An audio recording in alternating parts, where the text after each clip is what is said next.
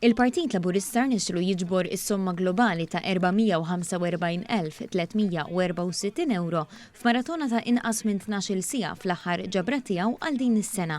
Din intemmet bl-aħbar ta' ċifra finali mill-Kap Eżekuttiv Randolph De Battista fil-preżenza tal-Prim Ministru mexxej Laburista Robert Abela u l-bqija tal-amministrazzjoni tal-partit. Is-somma finali miġbura llum hija ta' 445,364. De Battista ħabbar ukoll li permezz tal-ġabra tal-ħadd il-poplu kontribwixxa f'aktar minn 1,300,000 euro għal Partit Laburista matul din is-sena li wasalna biex intemmu fi ftit tal-jiem oħra.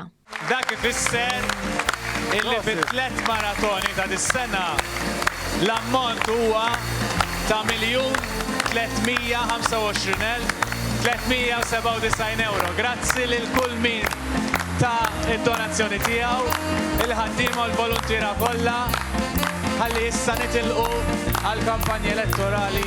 Il-maratona li xandret dirett fuq l-istazzjonijiet 1 miċ-Ċentru Nazzjonali Laburista fil-Ħamrun u ried kemm il-politika Laburista mill-Gvern baqgħet iġġib bidla l-aħjar fl-għajxin tal-poplu kollu, inkluż bi spots dwar faxex differenti fis-soċjetà Maltija.